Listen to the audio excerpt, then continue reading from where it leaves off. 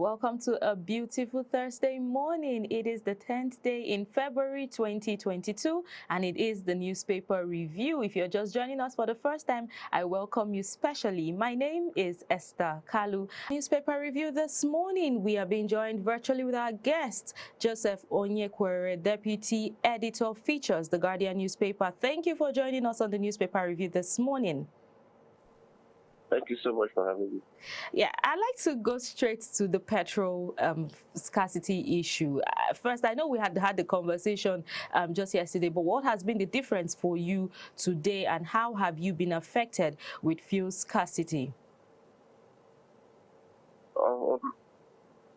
Personally, my experience yesterday, there were queues in some of the police stations selling, and some other police stations locked up. They are not selling. Okay. So the implication is that if you are on any event or for any appointment that is time bound, you will actually be frustrated going to queue up in police station to buy. Because you may not know when you will be able to get your turn. And you know Nigerians, well, attendance is time for them to start on their hand deals. Might be on the queue, somebody will come from behind another. They will open a exit gate for them, or every barricade, and they will come from there, buy and go. And then some people coming with jerrycans and all that because of the panic buying, or some also who are actually genuinely buying for their generators and all that. Those ones obstruct the free movement of the vehicles on queue. Because when there are too many vehicles, then it hinders the queue, the vehicles on queue to be moving forward. So it's a very serious issue we have at hand here. That is so sad to hear. But we have today concerning the adulterated fuel that marketers fear court cases. Do you really see this as what a lot of people are going to bother themselves about? Because people are already reacting. Their reports I read on the papers this morning as to how some fuel station owners are already being attacked. But now marketers adding court cases to this. Is this a way forward? Is this really going to help the situation get better? The marketers did what? They are fearing that there could be court cases. Okay. Yes, linked to adulterated fuel. Well, the fears are actually real, but in my own personal opinion, I don't think there will be many of such litigations. The reason is that the Nigerian judicial system does not have that kind of capacity to dispense justice within a very short period. So sometimes when you begin to consider the amount of money they're going to spend on lawyers, they're going to spend waiting to get judgment to fix a knocked engine, and then the same money that you just go to the market and replace your engine. So you see that most Nigerians will only lament in frustration. There might be litigations. Those litigations possibly might come from lawyers who are personally involved, who knows that it's their own personal case they are prosecuting. They are not recruiting or hiring any lawyer elsewhere, which is going to be additional cost to the problem at hand. So I think many Nigerians will only lament in frustration, although the federal government is proposing compensation. But yes, I was going to get to that, really, about the federal government hinting at compensation. First of all, do you think that this compensation is going to be even? Is it possible for everyone to even get compensated? And even at that, are you willing to take the risk to try to use your vehicles? Because some people have parked their vehicles and just decided to, find some other means of moving around. So even these compensations, really, do you see it forthcoming? And even if it comes, can it solve the problem on ground right now? Is that the way forward right now? That's not the way forward, but is ameliorate depends on the people. I think they are already also making proposal for way forward, and that is to withdraw the adulterated fuels and then importing the correct ones.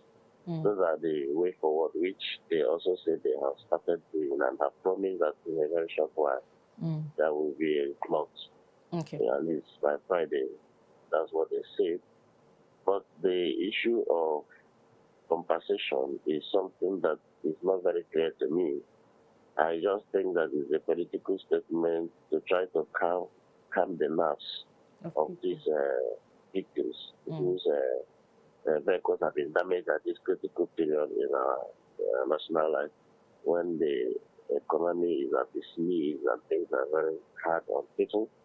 So when somebody's vehicle has been damaged as a result of negligence of the government who are the importers of this fuel, you can base that the frustrations, the anger, and all that. So that kind of statement for me is something that the government thinks will try to calm the trade nerves, something that will help to calm the situation. But in the real terms, I don't know how they'll be able to get at the victims, or they will ask that if you have such experience, you should come forward. I didn't know everything government. Before you even get the compensation, I'm sure you would have fixed your vehicle yourself and all that, if actually that will work. Okay. But I'm not seeing that actually working out in this country at this critical moment.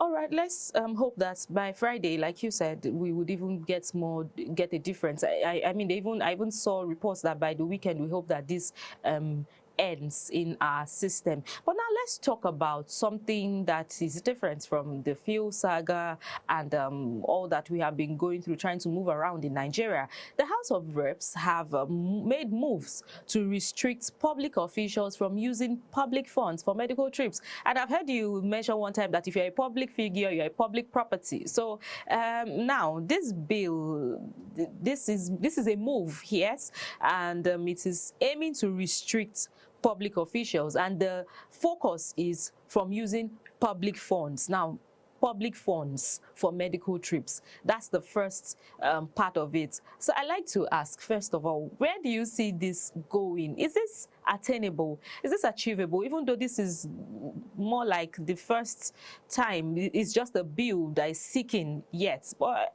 do you think that this is going to go well at the end of the day? Yes, it's achievable at the long run. Okay. It's a theory news, actually.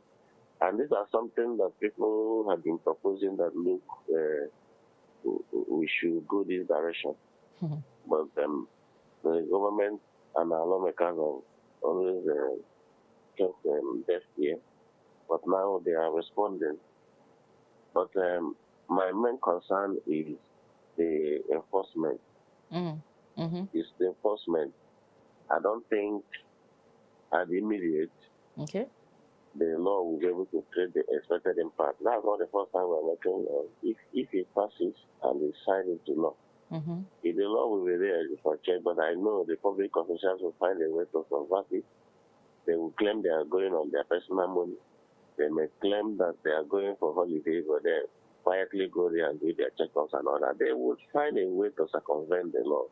It will not be able to create the needed impact, but if it's existing, at least over time, one way or the other, somebody will blow the whistle that, no, this organ is withdrawing money from the coffers of the public funds for travels. Okay. Then those who are abroad will help us do cross-checking whether a man is hibernating in a hospital. Then information comes across. That's one of the citizen journalism that we are practicing these days. Okay. The information can fit, and then that law, the person will be caught up with the law. So it is better to have it than not at all. But if you talk about the implementation, I can categorically assure you that Nigeria being what it is and politicians being who they are, it will be very difficult to implement. It's very difficult to enforce Okay, at this particular point in time. before I let you go, just briefly now, still in connection with the story, if peradventure this bill is signed into law, let's look at the fine here: 500 million naira fine and 7 years imprisonment for any public official who violates the act.